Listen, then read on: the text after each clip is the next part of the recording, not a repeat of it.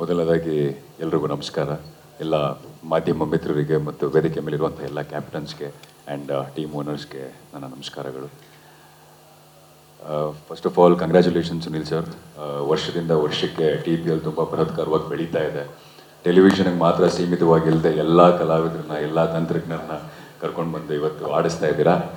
ಇಲ್ಲಿ ಬಂದು ಆಡೋದಕ್ಕೆ ಎರಡು ಮುಖ್ಯ ಕಾರಣ. ಒಂದು, ಚಿಕ್ಕ ವಯಸ್ಸಿಂದ ಕ್ರಿಕೆಟ್ ಮೇಲೆ ಇರುವಂಥ ಪ್ಯಾಷನ್. ಆದರೆ ಇನ್ನೊಂದು, ಸುನಿಲ್ ಸರ್ ಇಡೀ TPLನ ಆರ್ಗನೈಸ್ ಮಾಡುವಂಥ ರೀತಿ ಆಗಿರ್ಬೋದು. ಸೊ ಇದು ನನ್ನ 4ನೇ ಸೀಸನ್ನು. ಭಾಳ ಖುಷಿಯಾಗುತ್ತೆ.